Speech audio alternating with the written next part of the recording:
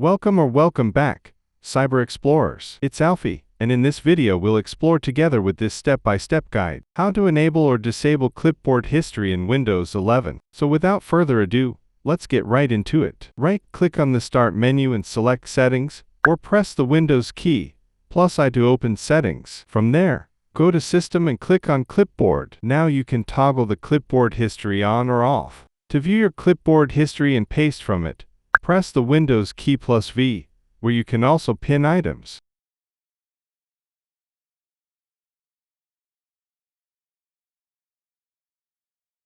You can also toggle the clipboard history across your devices on or off if you are signed in with a Microsoft account, and choose to automatically sync text you copy or manually sync it. Additionally, you can clear clipboard data by clicking on the Clear button. You can also toggle the suggested actions on or off to get suggestions for actions when you copy a date, time, or phone number. And that's it for today. If you found this video helpful, please give it a thumbs up, consider subscribing, and don't forget to activate the notification bell so you won't miss out on any new uploads. Thank you for watching, and I can't wait to share more with you. So, until next time, see you later.